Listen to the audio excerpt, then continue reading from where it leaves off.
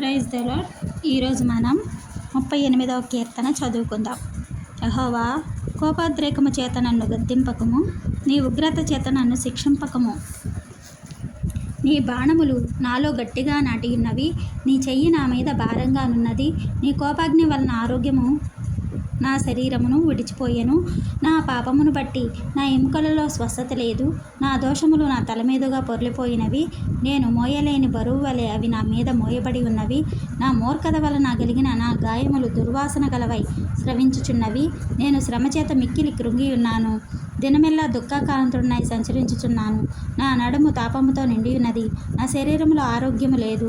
నేను సమస్యలు బహుగా నలిగి ఉన్నాను. నా మనోవేదనను బట్టి కేకలు వేయుచున్నాను. ప్రభువా, నా అభిలాష అంతయు నీకే కనపడుచున్నది. నా నిట్టూర్పులు నీకు దాచబడి ఉండలేదు. నా గుండె కొట్టుకునుచున్నది. నా బలము నన్ను విడిచిపోయెను. నా కనుదృష్టియు తప్పిపోయెను.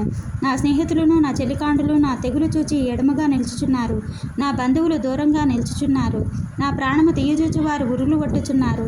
నాకు కీడు చేయుచూచువారు హానికరమైన మాటలు పలుకుచు దినమెల్లా కపటోపాయములు పన్నుచున్నారు.